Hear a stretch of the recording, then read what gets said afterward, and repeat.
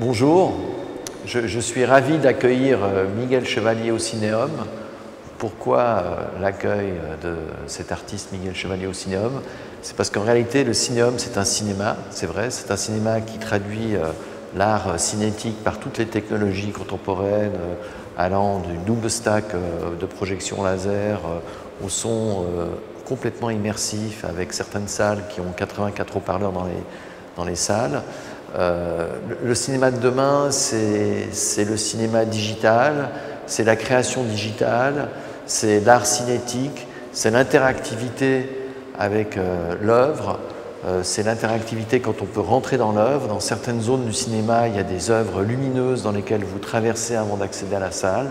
Et la galerie d'exposition au rez-de-chaussée, qui est une galerie qui représente quand même près d'un quart de la surface du rez-de-chaussée, a été dédié vraiment au monde de l'art pour faire ce lien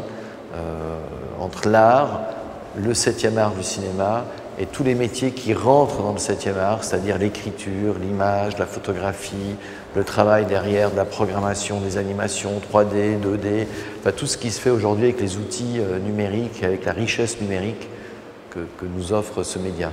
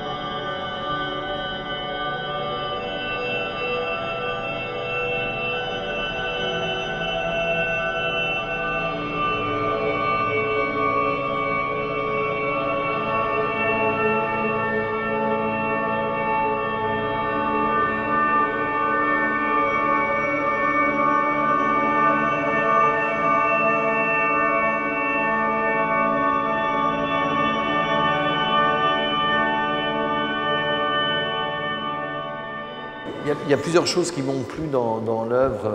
de Miguel Chevalier présente aujourd'hui. C'était déjà cette renaissance très classique, les paradis artificiels, on pense évidemment à Baudelaire, à l'imaginaire, l'interaction entre cette œuvre digitale et le spectateur, donc elle bouge, elle vit, elle meurt, elle est vraiment vivante. Cette profondeur de couleur aussi, qui est en rupture dans la salle obscure. Je trouve ça magnifique, et ce concept surtout d'être immergé dans une pièce où il y a des reflets infinis d'images, parce qu'il y a 2 miroirs de chaque côté de la pièce, avec une projection totale sur l'écran, du mur au plafond, et je trouve ça fantastique, c'est-à-dire que d'un seul coup on peut presque toucher l'œuvre physiquement à l'écran, tout en étant un peu acteur de cette œuvre et en la faisant bouger, vivre et travailler, vu qu'on peut faire bouger les plantes selon les mouvements qu'on opère.